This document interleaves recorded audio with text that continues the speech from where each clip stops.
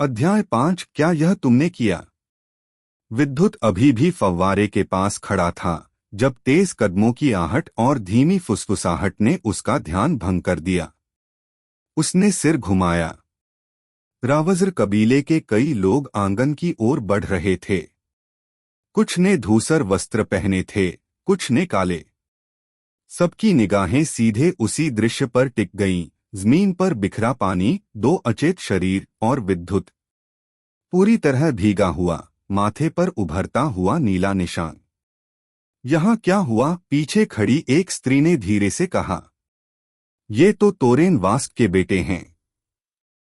कौन हिम्मत कर सकता है? किसी ने फुसफुसाया। किसी ने विद्युत की मदद की होगी, एक पुरुष बोला। असंभव है कि वह अकेले 2 मेंटर रैंक को गिरा दे। विद्युत की भौहें तन गईं।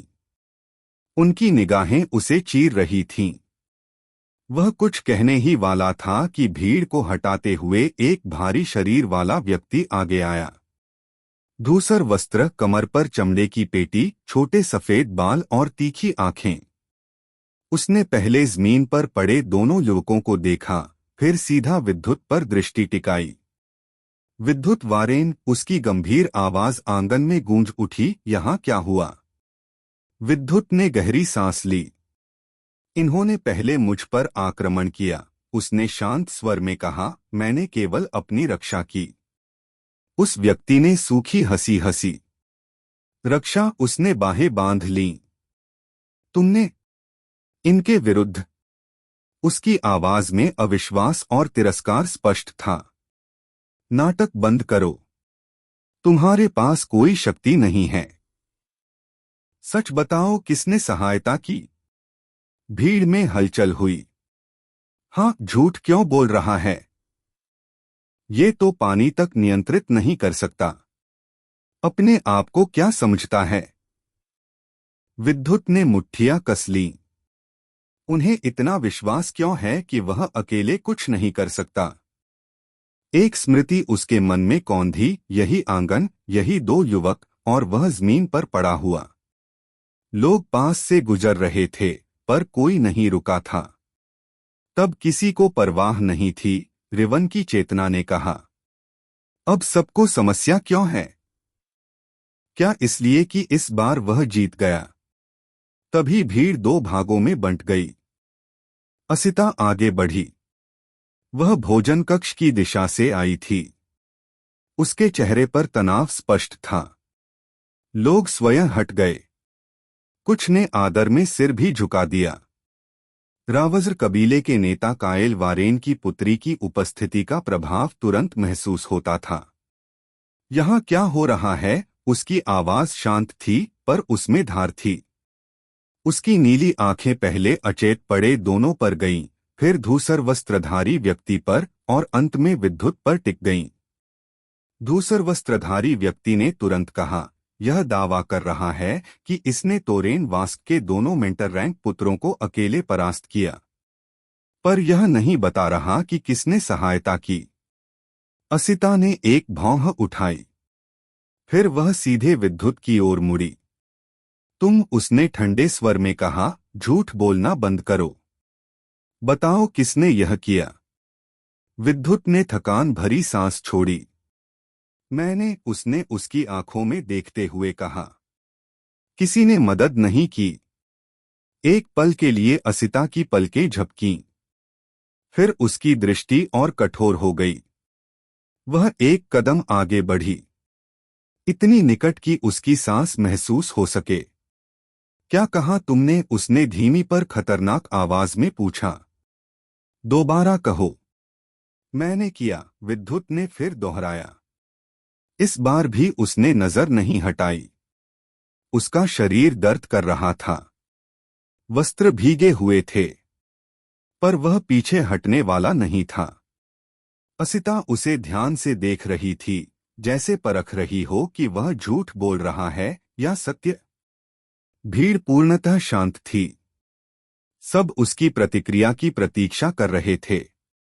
आखिरकार असिता के होठों पर हल्की, सूखी मुस्कान आई। रोचक, उसने बाहें बांधते हुए कहा। यदि यह सत्य है तो इसे सिद्ध करना होगा। सिद्ध? विद्युत के हाथ अब भी हल्के सुन्न थे। असिता ने स्पष्ट कहा, मैं इसकी सूचना नेता को दूंगी। कल इन दोनों का युद्ध निर्धारित था। अब उनकी जगह तुम उतरोगे। क्षण भर के लिए रिवन के भीतर राहत की लहर दौड़ी। कल उसने सोचा, मतलब आज विश्राम मिलेगा। पर भीड़ में फुसफुसाहट तेज हो गई। असिता ने आदेश दिया, विद्युत कल लड़ेगा। उसका अंत तय है। धूसर वस्त्रधारी व्यक्ति ने उपहास भरी दृष्टि डाली और मुड़ गया। धीरे धीरे लोग छंटने लगे। आंगन फिर शांत होने लगा। पर इस बार उस शांति में एक और चीज थी। आने वाले कल का भार। अध्याय 6 ठंड, भूख और एक अनजान नजर। विद्युत धीरे धीरे गलियारे में चल रहा था। भीगा हुआ वस्त्र उसकी त्वचा से चिपका हुआ था। जैसे ही ठंडी हवा लगती, उसका शरीर अनायास कांप उठता। हर कदम के साथ पत्थर की जमीन पर पानी की पतली सी रेखा छूटती जा रही थी। हाथ और पैर भारी महसूस हो रहे थे। थकान हद से ज्यादा थी। पर रुकना संभव नहीं था। उसे कोई ऐसी जगह ढूंढनी थी जहां वह अपने कपड़े सुखा सके या बदल सके। इस हालत में कल युद्ध करना असंभव था। यदि वस्त्र ही नहीं बदल पाया तो एरिना में क्या करूंगा, उसने अपनी बाहें रगड़ते हुए सोचा। गलियारा एक बड़े मार्ग में खुल गया। पत्थर की दीवारों पर मशालें जल रही थीं, नारंगी रोशनी फैलाते हुए। दूर से एरिना का शोर अब भी सुनाई दे रहा था, पर धीरे धीरे कम होता जा रहा था। सूर्य अस्त होने लगा था। विद्युत बिना दिशा के चल रहा था। कहीं न कहीं सेवकों के लिए स्थान होगा जहां वे वस्त्र धोते या बदलते हों। पर रावज़ कबीले की इमारत किसी भूल भुलिया से कम नहीं थी। टेढ़े मेढ़े रास्ते, बंद दरवाजे, कोई संकेत नहीं। किसी से पूछना ही पड़ेगा, उसने सोचा। कोने पर उसे एक वृद्धा दिखाई दी। धूसर वस्त्र पहने, बाल कसकर जूड़े में बंधे हुए। वह फर्श पर झाड़ू लगा रही थी। विद्युत ने गला साफ किया।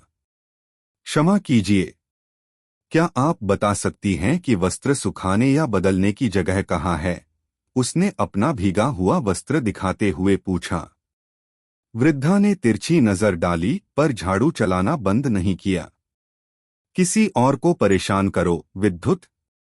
मैं व्यस्त हूं, उसने कठोर स्वर में कहा। और मेरे फर्श पर पानी मत टपकाओ। विद्युत कुछ क्षण मौन खड़ा रहा। इन लोगों को समस्या क्या है, उसने भीतर ही भीतर सोचा। पर तर्क करने की शक्ति नहीं थी। वह आगे बढ़ गया। थोड़ी दूर एक युवक अनाज का बोरा उठाए जा रहा था। चेहरा सदा चिड़चिड़ा सा। सुनो, क्या तुम्हें पता है कि वस्त्र बदलने की जगह कहाँ है? विद्युत ने सहज बनने की कोशिश की। युवक ने उसकी ओर देखना भी उचित नहीं समझा। यहां से हटो, विद्युत। मेरे पास तुम्हारी बकवास के लिए समय नहीं, वह बड़बड़ाया और आगे निकल गया। विद्युत वहीं खड़ा रह गया। सबको क्या हो गया है, उसने धीरे से कहा। हर कोई उसे ऐसे देखता था मानो वह कोई तुच्छ जीव हो। वह और भीतर की ओर बढ़ा। मार्ग संकरा होता गया। मशालें कम हो गईं।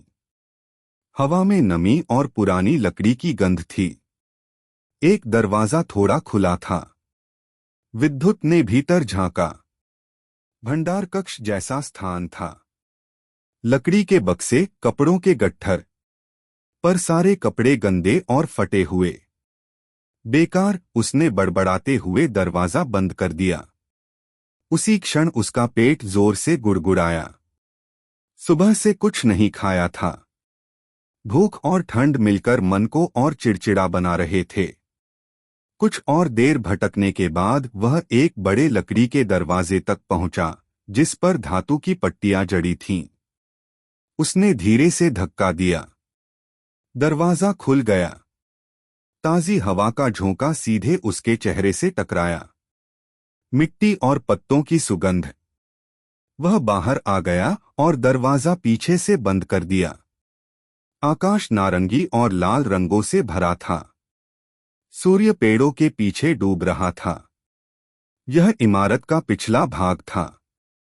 सामने घना जंगल फैला हुआ था। पेड़ों से पक्षियों की आवाजें आ रही थीं। दूर कहीं किसी जंगली पशु की चीख। भूमि पर घास और सूखी पत्तियां।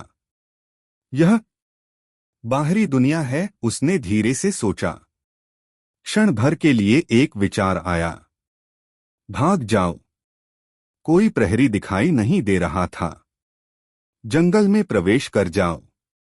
शायद कोई गांव मिले, भोजन मिले, कोई सुराग मिले। पर तभी उसका पेट फिर से गुड़गुड़ाया। हर रहस्य के पीछे छिपा होता है एक और बड़ा सच। हर शक्ति की एक कीमत होती है और हर अंत एक नई शुरुआत। अगर आपको पसंद हैं रहस्यमयी कहानियां, खतरनाक शक्तियां और अनदेखी दुनियाओं के राज, तो अभी सब्सक्राइब कीजिए मिस्टेरियस वॉल्ट, क्योंकि यहां हर वीडियो खोलता है एक नई तिजोरी और हर तिजोरी में छुपा होता है एक नया रहस्य। राइटर ब्रिजेश यादव। अगली कहानी तक जिज्ञासु रहिए और रहस्यमय बने रहिए। हर रहस्य के पीछे छिपा होता है एक और बड़ा सच। हर शक्ति की एक कीमत होती है और हर अंत एक नई शुरुआत। अगर आपको पसंद हैं रहस्यमयी कहानियां, खतरनाक शक्तियां और अनदेखी दुनियाओं के राज, तो अभी सब्सक्राइब कीजिए मिस्टेरियस वॉल्ट, क्योंकि यहां हर वीडियो खोलता है एक नई तिजोरी और हर तिजोरी में छुपा होता है एक नया रहस्य। राइटर ब्रिजेश यादव। अगली कहानी तक जिज्ञासु रहिए और रहस्यमय बने रहिए।